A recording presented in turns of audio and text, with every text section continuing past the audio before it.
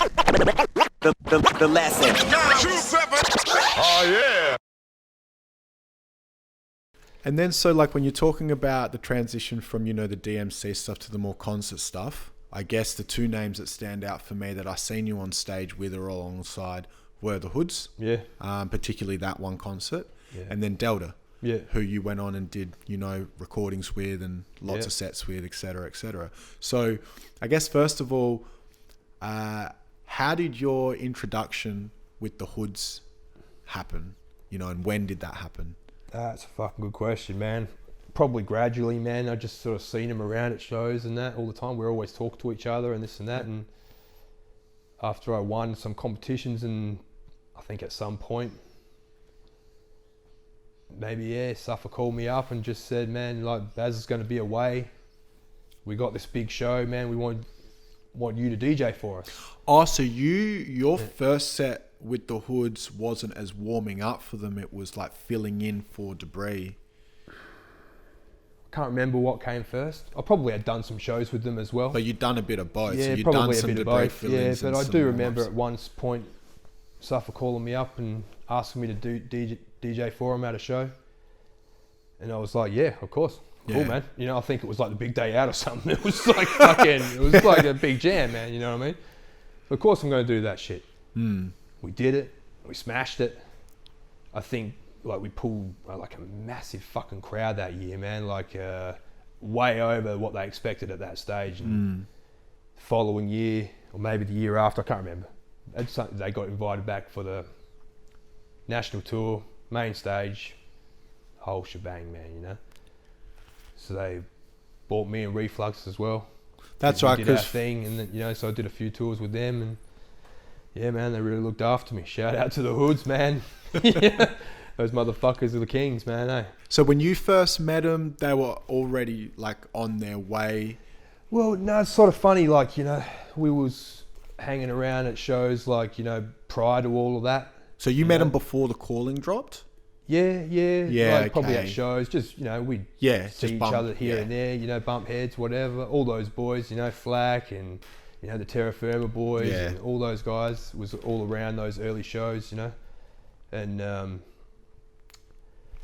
yeah, I mean, like, they really blew up slowly, man, you know, like, obviously Left Foot, Right Foot went kind of big over here in comparison to what had happened previously.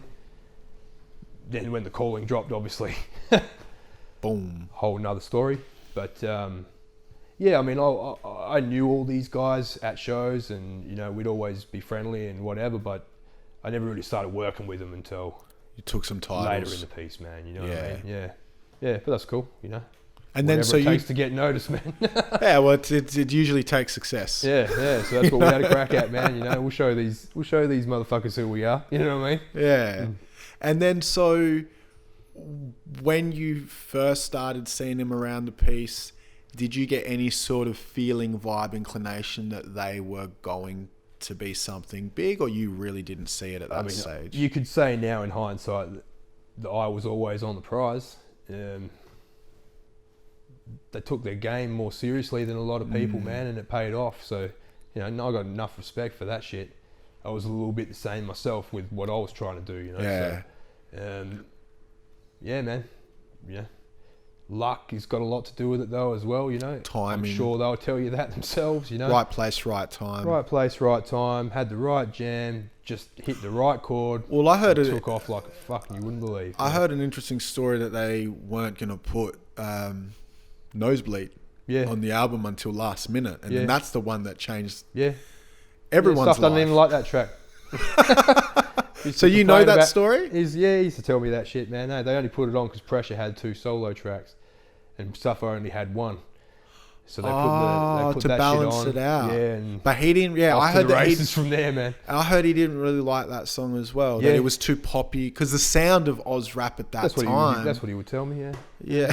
Yeah, I heard that shit. Yeah. Yeah, no shit. That's crazy. Hey, how one decision. Yeah.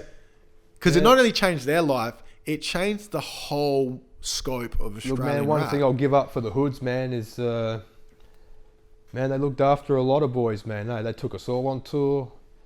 They'd put us up at nice hotels, you know, we'd fucking I played some shows I would have never played without them. People ask me all the time, what's the biggest show you ever played? I mean, I played a crowd of 70,000 people with them, man. Wow. You know, so, what show was that? Fuck, that would have been one of the big day out ones in Sydney, I reckon. Like on Australia Day, Australian show, you know, it was big. Fucking jumping, man, eh? I heard there was like something like that, many people there that day, you know, so, man, it's just, you know, they really looked after us all, man, eh? And, you know, they brought up other boys with them and gave a lot of people opportunities, man, so you can't front on them, man, eh? Anyone who fronts for that shit is a fucking clown, man. They don't know shit, yeah. And then, so out of the times that you spent with them, you know, whether it's on stage, on the road, studios, whatever, do you have any specific standout highlight memories with the Hoods? Man, I just remember thinking, man, these motherfuckers are balling, man, eh? You know what I mean? And we're talking at a time when they were just getting started, man. Yeah. You know what I mean? Compared to what it might be now, that's a whole nother story, man, eh? But, you know, at the time, no one had done anything like what they had done, man. We were playing the big... I'm a DJ from Adelaide who just won the DMC. And now we're playing on the big day out main stage. You know what I mean? Playing in front of just crowds you can't even see the fucking end of. You know what I mean? It was like... the whole thing was just large to me, man. I'm like, man, these guys we got the big equipment, man. We got big like everything's stages, big. Man. You know, we're in a big hotel.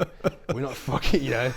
They got a manager, man. Eh? You know what I mean? Like fucking shit like that, man. You know, that was unheard of in the early days, and those dudes paved the way for that shit for all of us to come, man. Eh? You know, their manager PJ, enough respect. Yeah, shout out to PJ, man. Yeah, shout out to PJ, man. He put me on to some shit. Yeah. Got me some rain sponsorship. Got me gigs, you know. He's good like that, people eh? all over the country calling me up for jams off the back of, you work with the Hoods. You know what I mean? So, man, they were good to me, man. And they were good to a lot of people around here.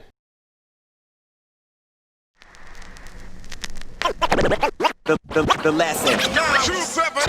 Oh, yeah.